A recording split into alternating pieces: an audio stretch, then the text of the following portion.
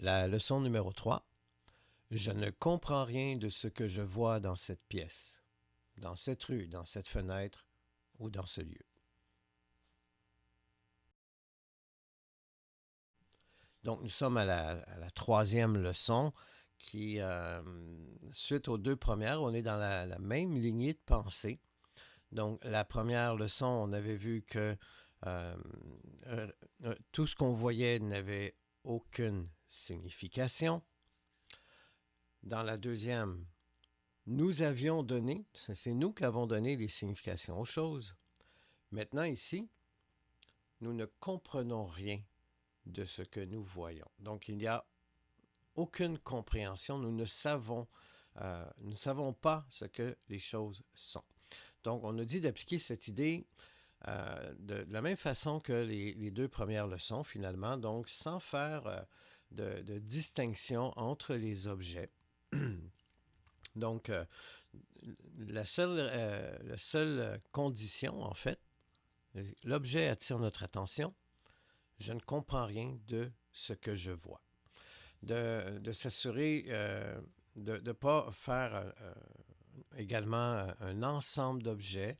On ne remet pas non plus en question les choses. On fait juste admettre qu'on ne comprend pas ce que c'est.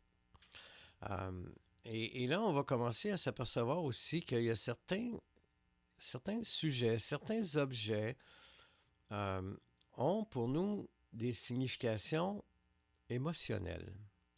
Donc, parler d'un objet comme une table, par exemple, dire je ne sais pas ce que c'est moi qui ai accordé la valeur au mot table, c'est une chose, mais quand cette table-là représente pour nous quelque chose, c'était la table de mon grand-père où toute ma famille, mes parents se réunissaient tous les dimanches.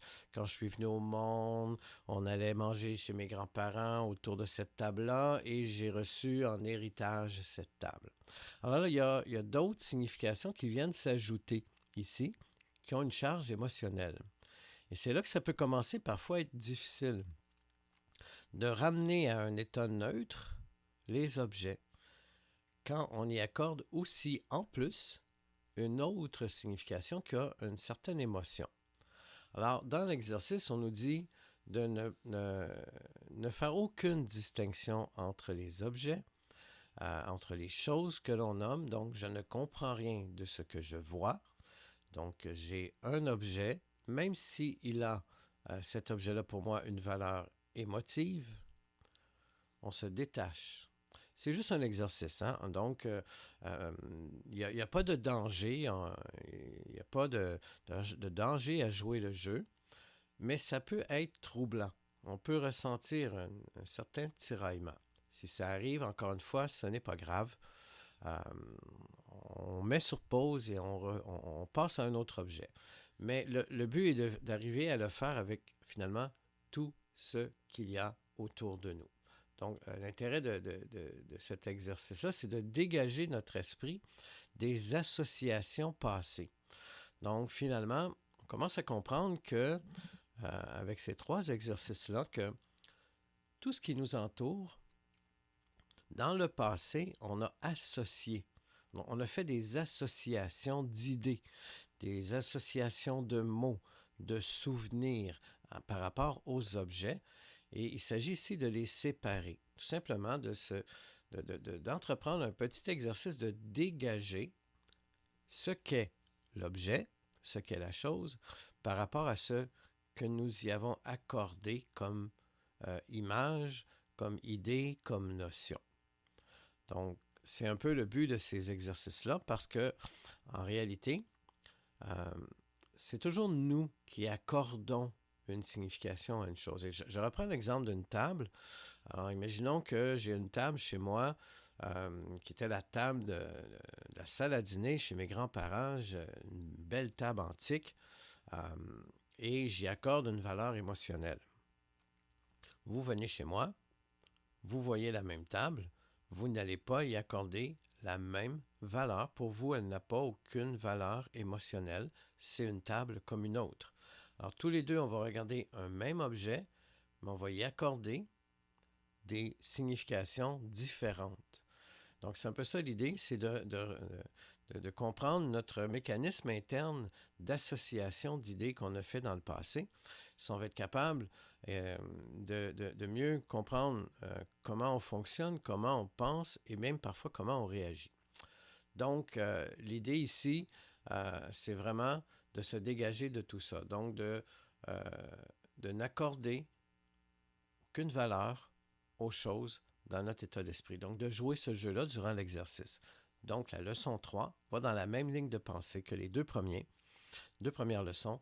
Je ne comprends rien de ce que je vois dans cette pièce, ou dans cette rue, ou dans cet endroit où je suis. Donc, il est essentiel qu'on garde à l'esprit ici qu'on doit rester ouvert, en fait. C'est un esprit ouvert et libre de tout jugement des choses auxquelles notre regard va s'arrêter.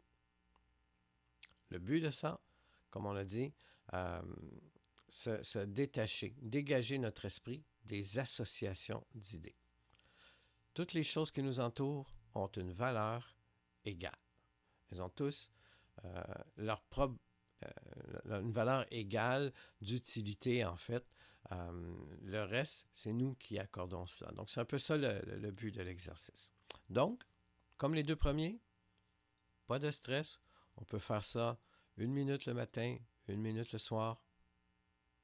Et on continue notre journée. Si on sent une tension émotive, si on sent que ça nous bouleverse, c'est pas grave. On met ça de côté. Hein? On veut pas faire ces exercices-là en créant plus de tension. Donc, on met ça de côté, puis on le refera une autre fois.